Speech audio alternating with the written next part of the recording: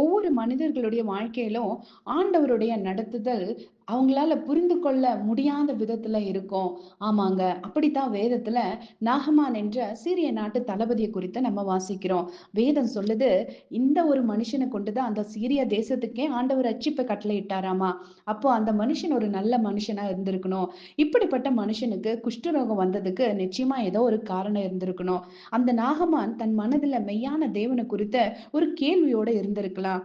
அதுக்கான பதில அவன் பெற்றுக்கொள்ளணுங்கிறதுக்காகவே கர்த்தர் அந்த சிறு பெண்ண அவனோட வீட்டுக்கு சிறையிருப்பா கொண்டு வந்திருக்கலாம்.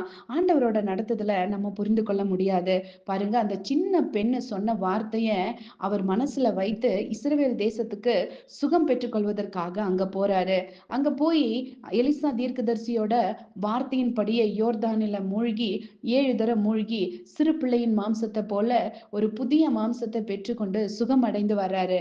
அப்படி அவர் வர்ற வழியில அவர் சொன்ன முதல் வார்த்தை, அவனோட வாயிலிருந்து வெளிப்பட்ட முதல் வசனம், இதோ இஸ்ரவேலில் இருக்கிற தேவனை தவிர பூமி எங்கும் வேறே தேவன் இல்லை என்பதை அறிந்தேன் அப்படின்னு சொல்றாரு. ஆமாங்க. கர்த்தர் ஒவ்வொரு மனுஷங்களோட உள்ளார்ந்த தேடலையும் அறிந்து வைத்திருக்கிறாரு.